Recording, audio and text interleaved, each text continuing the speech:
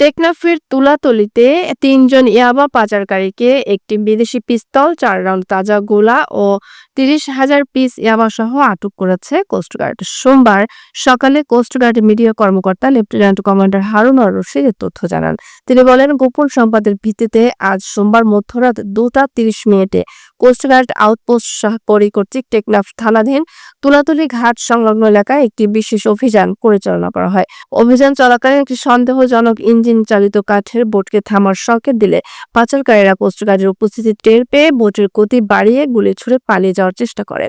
এ সময় কোস্টগার্ড সদস্যরা আত্মরক্ষার্থে পাল্টা গুলি চালায় এবং উভয় পক্ষের গোলাগুলিতে আব্দুল শুকুর নামে একজন পাচারকারী গুলিবিদ্ধ হয়। পরবর্তীতে কোস্টগার্ড আভিযানিক দল ঘণ্টাব্যাপী বোটটিকে ধাওয়া করে আটক করতে সক্ষম হয়। আটককৃত বোটটিতে তল্লাশি করে একটি বিদেশি পিস্তল, ৪ রাউন্ড তাজা গোলা এবং ৩০,০০০ পিস ইয়াবাসহ ৩ জন মাদক পাচারকারীকে আটক করা হয়।